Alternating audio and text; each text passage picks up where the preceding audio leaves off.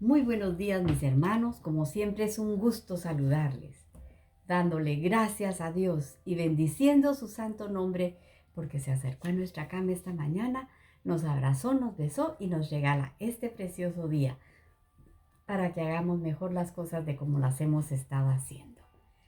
¿Qué vimos el viernes? Estuvimos hablando sobre la ley y la circuncisión. Y me gustaría empezar leyéndoles Primera de Pedro 3, el verso 15 y 16, que dice así: y tened entendido que la paciencia de nuestro Señor es para salvación, como también nuestro amado hermano Pablo, según la sabiduría que le ha sido dada, os ha escrito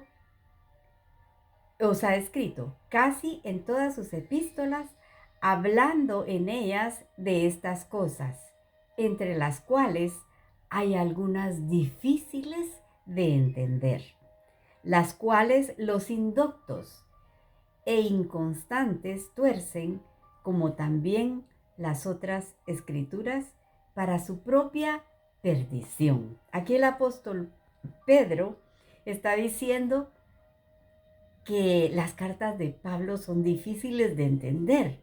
Entonces, imagínense, si a Pedro, que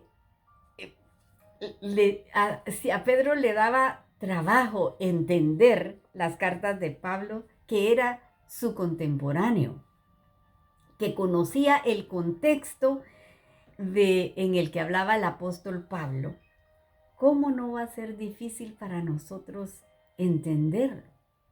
La Biblia no fue escrita en español. La Biblia fue escrita en hebreo y el Nuevo Testamento en griego. Fíjese. Entonces, nosotros no podemos ser tan arrogantes de decir yo lo entiendo todo. Fíjese, porque estamos leyendo aquí que las cartas de Pablo en el idioma original eran difíciles de entender. Ahora imagínense en nuestro idioma. Tenemos que hacer nosotros cuando estamos estudiando la Biblia nuestro mejor esfuerzo y tener mucho cuidado de no tergiversar lo que Pablo está diciendo. Como dice el apóstol Pedro, que estaba sucediendo en aquel tiempo, imagínense, ya torcían las escrituras en aquella época. Leímos en el verso 15 que dice: los indoctos estaban torciendo las escrituras para su propia perdición. Y sabemos que una persona indocta es una persona que no tiene doctrina, que no tiene la instrucción de Dios. El apóstol Pablo le dijo a Timoteo en 2 de Timoteo 3:16: toda la escritura es inspirada por Dios y es útil para enseñar, para redarguir, para corregir, para instruir en justicia, a fin de que el hombre de Dios sea perfecto, enteramente preparado para buena obra. Entonces, tener doctrina significa conocer las Sagradas Escrituras, haberlas estudiado, tener el conocimiento, fíjese, la enseñanza de la Escritura. Y aquí Pablo se está refiriendo a la instrucción de Dios. Se está refiriendo, era la Escritura que tenían en ese tiempo. Tenían la ley de Dios, los 5 primeros libros, tenían los escritos y tenían a los profetas. La Escritura hebrea que Pablo conocía muy bien.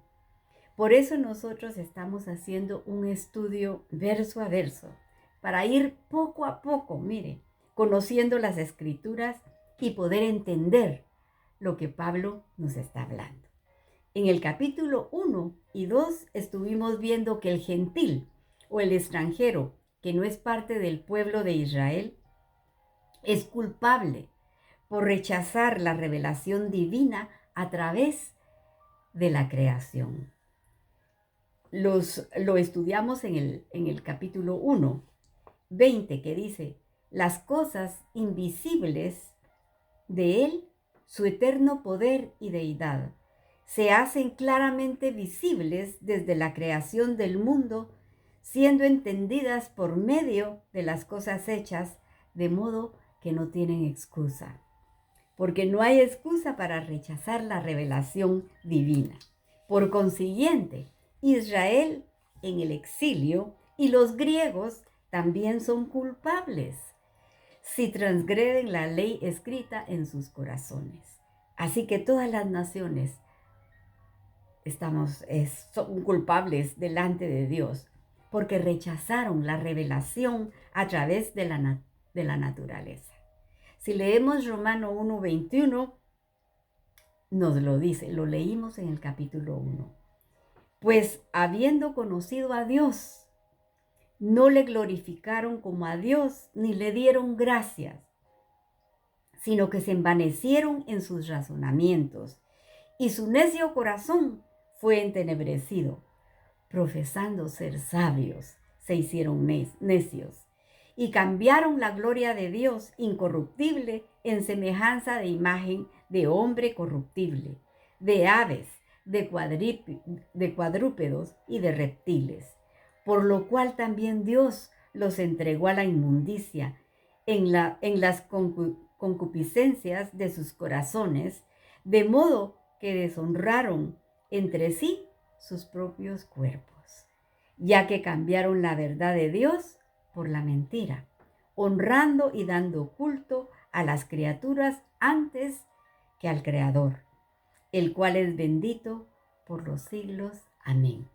Entonces, lo primero que vemos, según la doctrina de Pablo, es que el mundo entero, aunque no haya recibido la escritura, hermanos, es culpable delante de Dios, porque rechazó el testimonio de Dios a través de la creación. Segundo punto, la casa de Israel, las tribus que se fueron al exilio, a ellos los identificamos como los griegos, que estaban dispersos.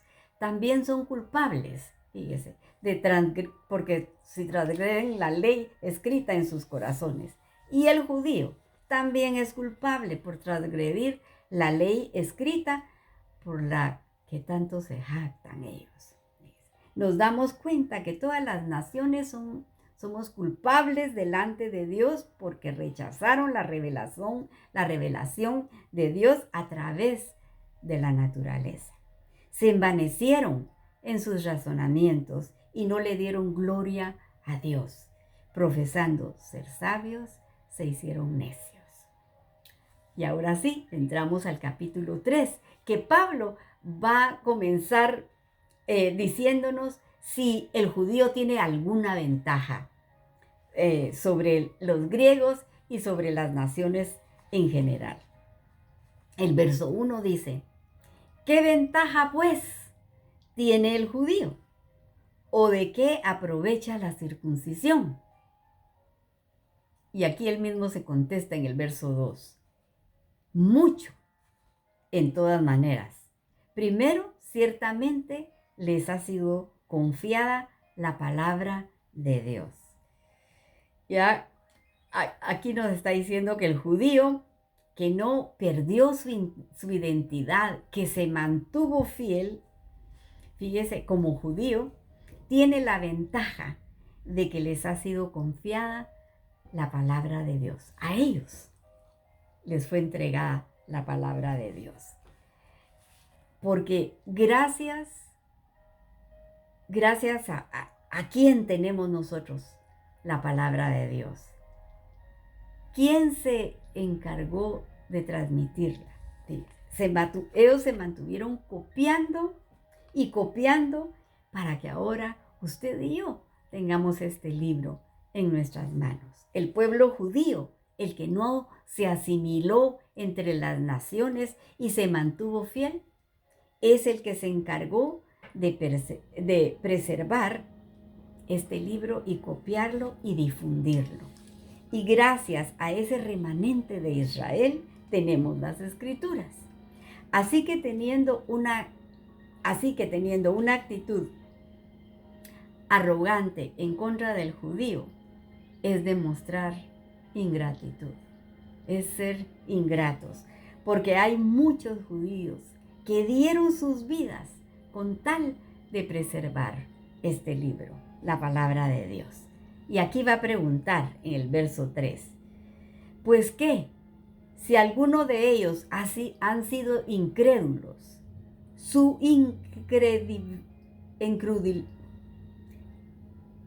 incredulidad habrá hecho nula la fidelidad de Dios. Por unos incrédulos, está diciendo Pablo, ¿se hace nula la fidelidad de Dios?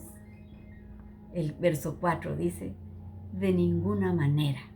Antes bien, sea Dios veraz y todo hombre mentiroso, como está escrito, para que seas justificado en tus palabras y venzas cuando fueres juzgado.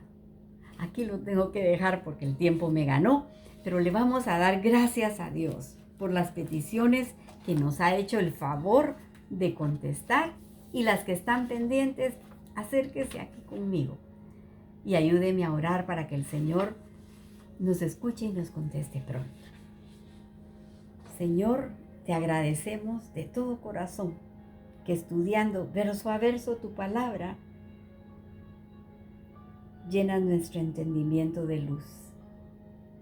Gracias, Señor, por la instrucción de tu palabra, porque nos abre el entendimiento y llenas de paz nuestro corazón. Nos acercamos a ti para pedirte misericordia por las necesidades del pueblo. Y estamos orando por Israel, tu pueblo amado, para que pongas guardas alrededor de sus muros, rogándote que les quites el velo, para que puedan decir, bendito el que viene en el nombre del Señor. Y Señor, oramos, yo oro por mi Guatemala, Señor, para que los líderes se acerquen a ti, Padre, para que puedan gobernar con tu paz y tu justicia a Guatemala. Ponemos entre tus manos al pastor Domingo y su esposa. Bendícelos, Señor, y guíalos. Llena su casa de tu amor y de tu paz. Por José Turcio, Señor, que estuvo una semana, Padre Santísimo, en coma.